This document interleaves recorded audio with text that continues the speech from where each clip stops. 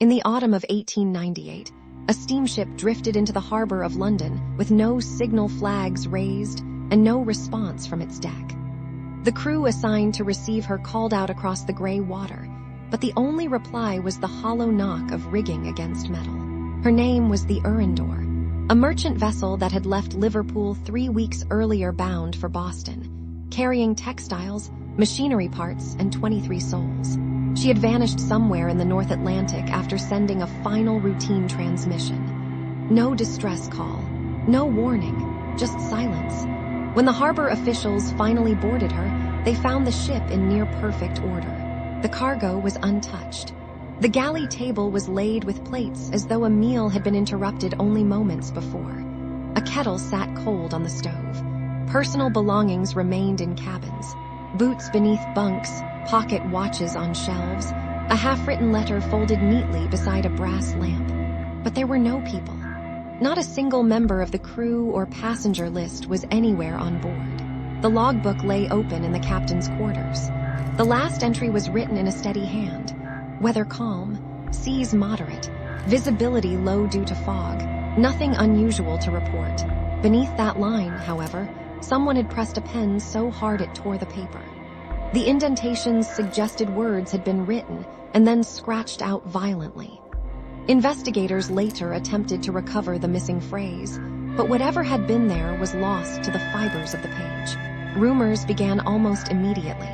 Some claimed piracy, though nothing had been stolen. Others whispered mutiny, but there were no signs of struggle, no blood, no broken furniture. Lifeboats were still secured in their davits. The compass functioned. The engine room showed no damage. It was as though the crew had stepped away together for a brief walk and forgotten to return. The Board of Trade launched an inquiry, calling in maritime experts, former captains, even naval officers. One theory proposed that a rare and sudden fog bank had disoriented the crew, causing panic.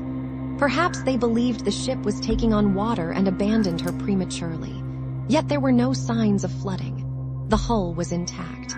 Another theory suggested toxic fumes from the cargo hold might have driven them mad, but inspections found no hazardous leaks.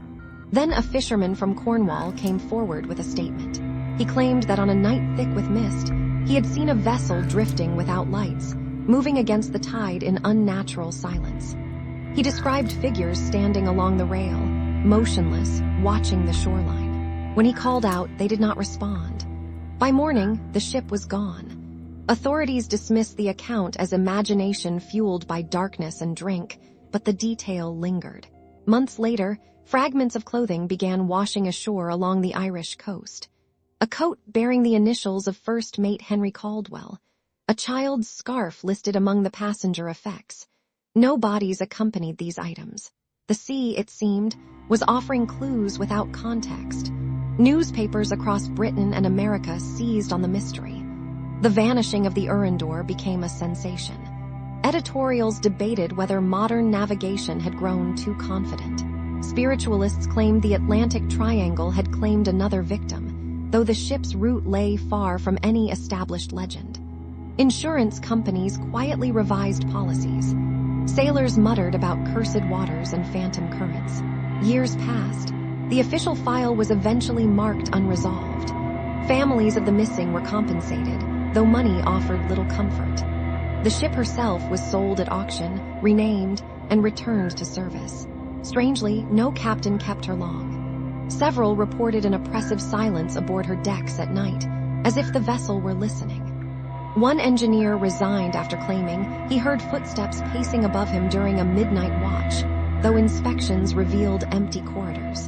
In 1912, a final incident sealed her fate.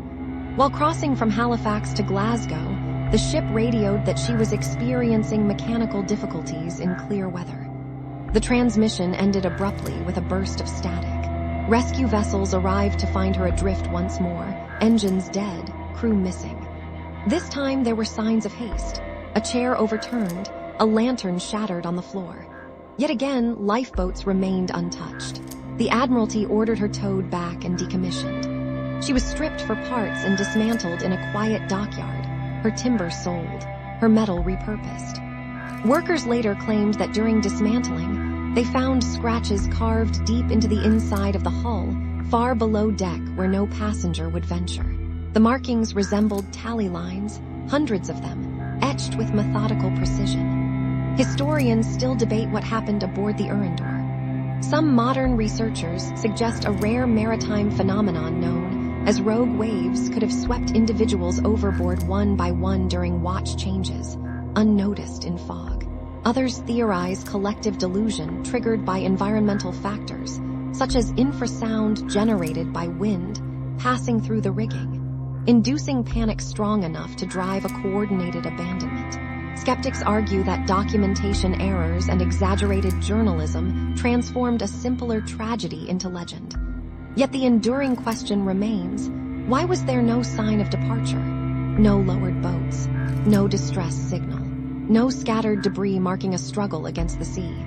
Ships are not quiet places. They groan, creak, and speak constantly in the language of timber and steel. For an entire complement of people to vanish without leaving a coherent trace defies the ordinary patterns of maritime disaster.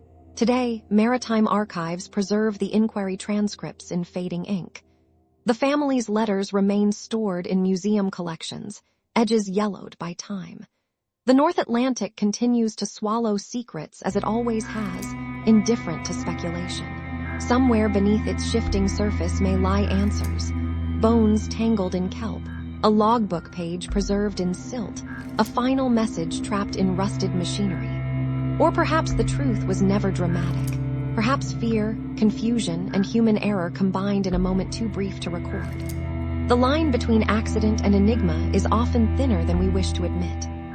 Still, when fog settles thick along certain stretches of coast, sailors claim they sometimes glimpse a dark silhouette moving without wake or sound, a vessel gliding as though searching for something it misplaced long ago.